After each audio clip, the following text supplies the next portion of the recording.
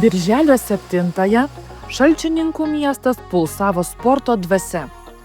Čia vyko Lietuvos seniūnijų žaidynių pirmasis etapas.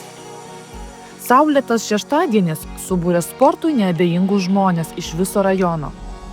Susirinko 12 seniūnijų atstovai, pasiruošę ne tik varžytis, bet ir pabūti kartu, pasidalinti judėjimo džiaugsmu.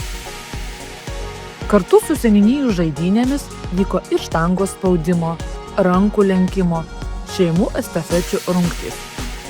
Dalyviai galėjo išbandyti rankinį, tinklinį, stalo tenisą ir net graikų romėnų imtynes.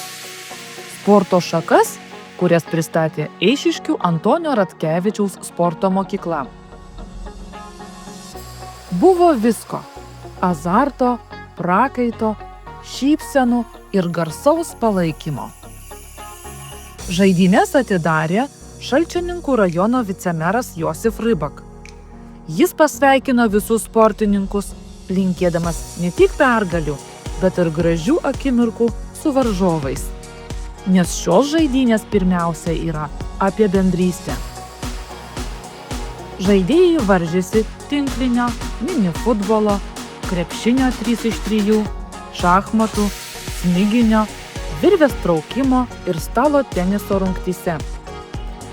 Po įnirtingų kovų atėjo laikas apdovanojimams. Medalius ir padėkas įteikė vicemeras Josif Rybak ir savivaldybės administracijos direktorius Gžegož Jurgo. Buvo pagerbtos sportiškiausios mokyklos, šeimos estafečių nugalėtojai ir stipriausi sportininkai. Visi dalyviai pasirodė puikiai, įrodydami, kad sportas vienija kartas.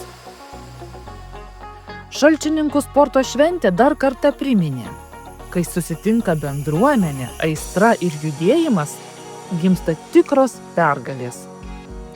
Iki kitų startų.